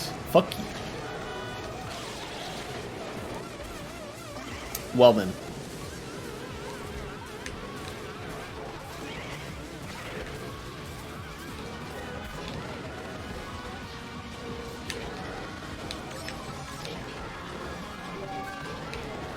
Why are my slip drifts not coming out?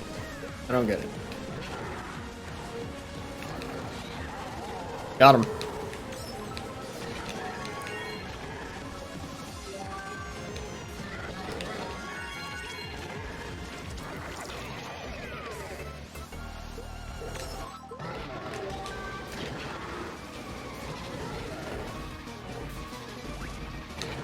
There we go, there's one.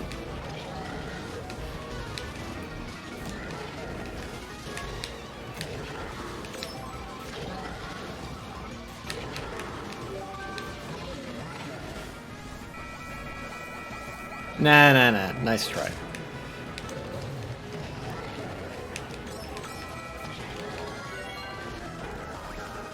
I reiterate, nice try.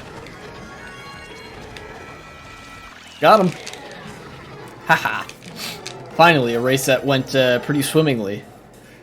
I think that's actually the first race of the day that has just gone, like, just completely positively. Even Dry Ruins didn't go that well, but I still enjoyed it because it's fucking Dry Ruins.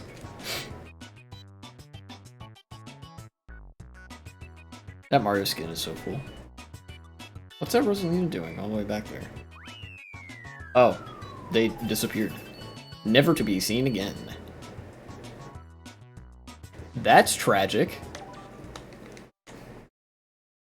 That guy lost 200 VR. And see, that's why I said I want the VR system changed. If you're losing 200 for last, you should be gaining 200 for first. Or if you're gaining 80 for first, you should be losing 80 for last. Holy shit.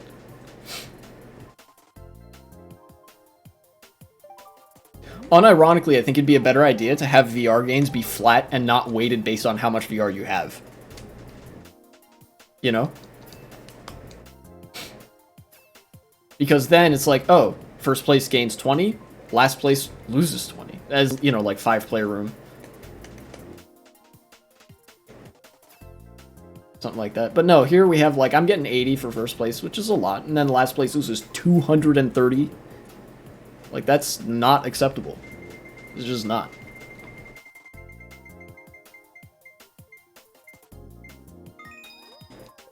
I think what's at the core of it is I hate that there is a system that actively punishes you for participating in it. You know? Like, the VR system in this game rewards you more for not racing at all than it does for you having a bad race. It should reward you more for having a bad race than it does for you just not racing at all.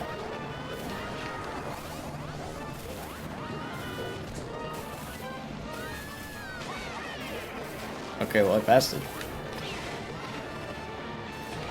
It's not on me anymore. That's good. What's up, Gumball?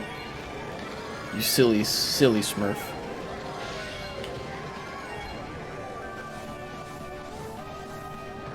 Where is he? He's somewhere near me. What the fuck?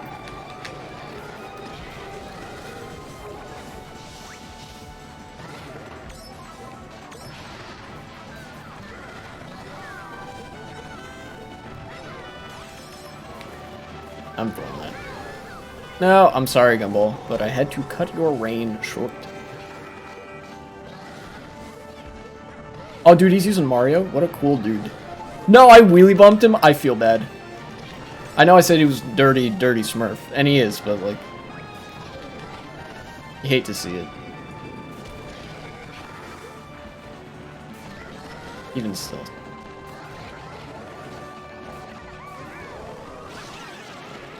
That was a really good shot.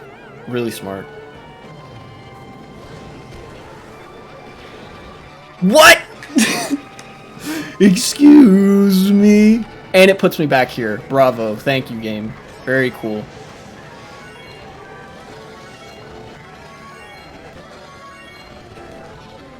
I have to use this. I have to use it now. There's no way for me to catch up if I don't.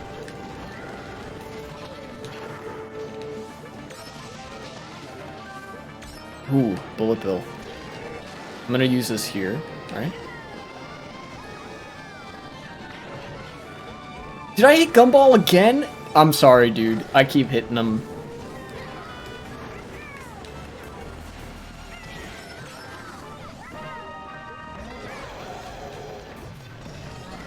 I'm just gonna let this guy do his thing.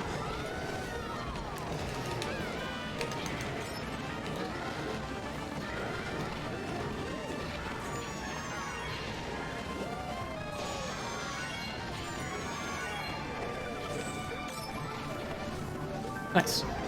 Excuse me.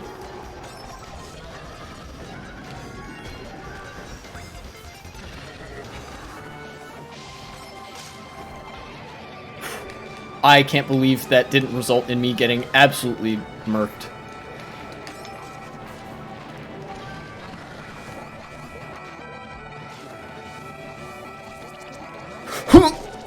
Yes! I stole first! What the fuck?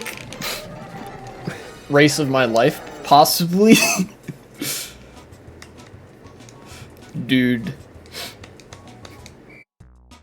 Moment of silence for, Gumball. Shit, is that him in last? It might be. No. Oh, dude, he only lost 35? Never mind. Never mind. Catch me stealing first place all the way to the bank, being an absolute douche to fucking Halvencion. I'll do that all day. If Gumball's only losing 35 for last, fuck it. Oh, man. Alright. Ah. And there was one last thing. There's one last discrete topic that I think I wanted to go over, which is fitting because there's only 12 minutes left in the stream, or actually more like 10 minutes. And that is intellectual property, copyright, everybody's favorite subject, especially on Twitch and YouTube. If this makes it onto YouTube, it's cringe. Intellectual property. The concept of intellectual property is cringe. And the reason I say this is because the intellectual property laws that exist are not designed to protect independent creators. In fact, there can be no law regarding intellectual property that protects independent creators while also dealing with money and proceeds, right? You cannot claim ownership of an idea unless you seek to have your name written about it in like an academic work. Like you coming up with something does not morally entitle you to make money off of that thing until the end of forever. It doesn't even matter what it is. It could be the cure for cancer. It could literally be it could literally be teleportation technology, faster than light travel. Your name can be immortalized, but you do not deserve to claim ownership over that idea. Because, first of all, you would not have been the only person involved with it at, any given point. But also, that is not, that's not ownership in the sense of personal property. That's not ownership the way you would own a copy of a book, or you would own a copy of a film or a video game. That is ownership in the sense of private property, like bourgeois, like corporate property, wherein it is not just ownership, it is a monopoly. Intellectual property protections are basically state-sanctioned monopolies over ideas, basically saying nobody else has the right to use, or in some cases even recreate, this idea without giving you money for being the genius that came up with it. You can tell I'm kind of like intensely biased against this, partly because I think it relies on a Randian assumption of the like ideas guy. A lot of corporations, corporate executives or whatever will tout themselves as the ideas guy. When they say that, it means they're fucking useless. I hit the same fucking banana twice. because anybody can have a good idea, and anybody will have a good idea. No single person can be credited with, say, the invention of the wheel, because the wheel was invented in many different places simultaneously by people thinking and acting independently of one another. You know, in fact, in some cases, the wheel wasn't even useful. They did other things, whatever.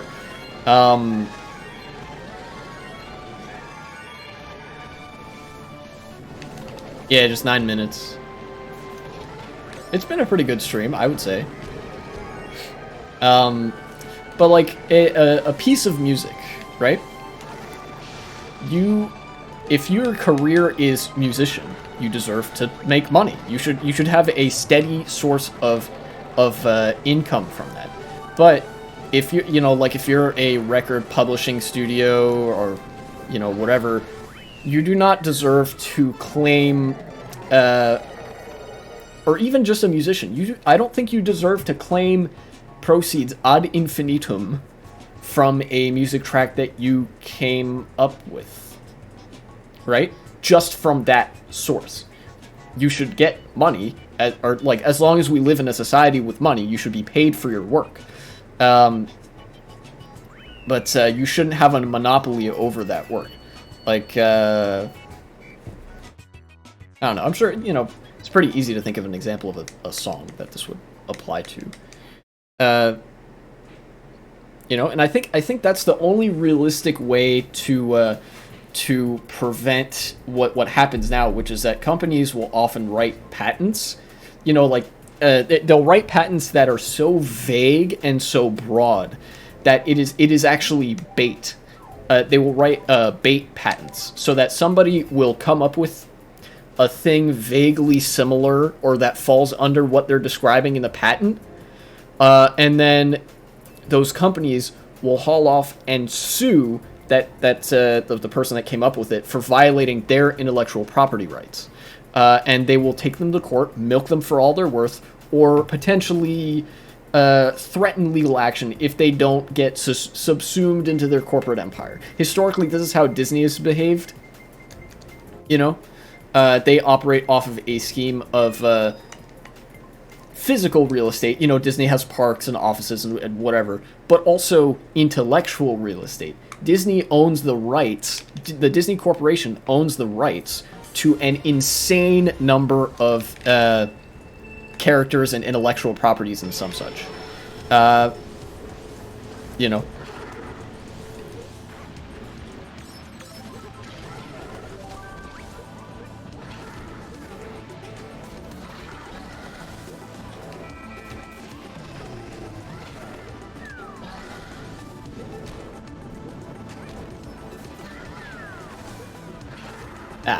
it.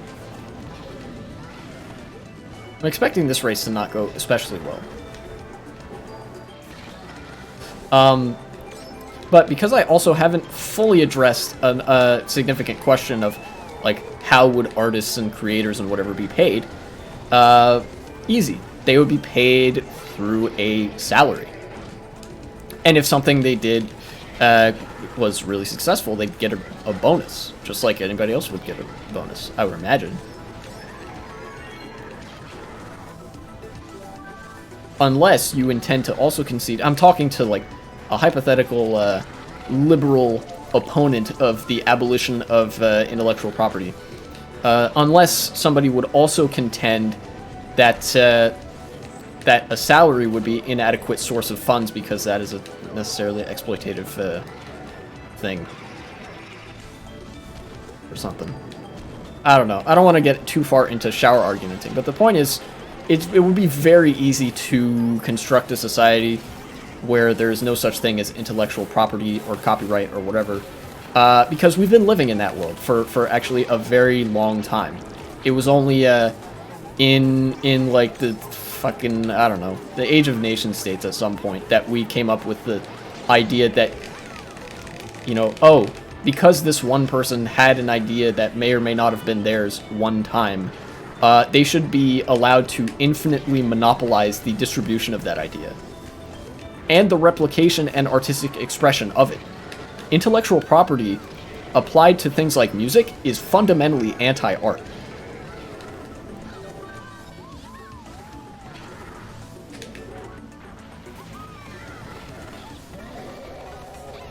Sorry, Toadette.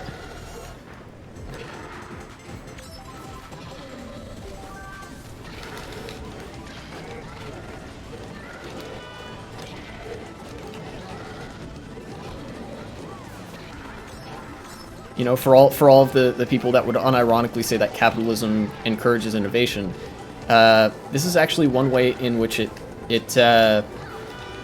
directly stifles innovation. Is because, you know, ideas, the very concept of not even things, the concept of things are monetized.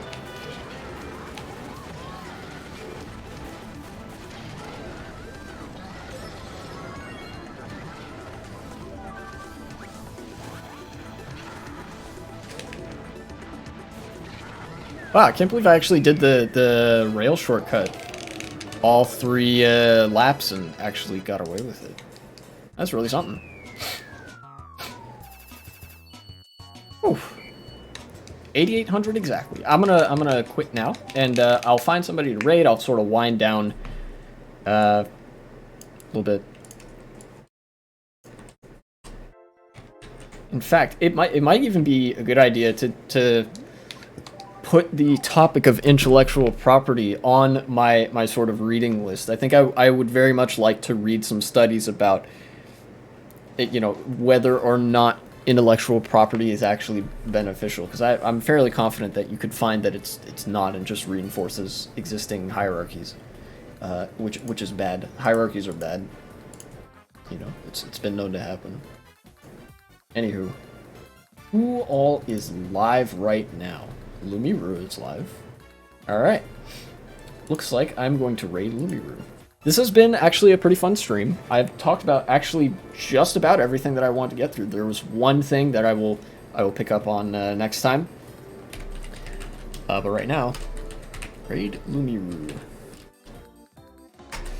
I hope you guys enjoy watching Lumiru's stream. She's a liberal with not blue hair, but she does have pronouns. She's great. She reads theory. Have fun.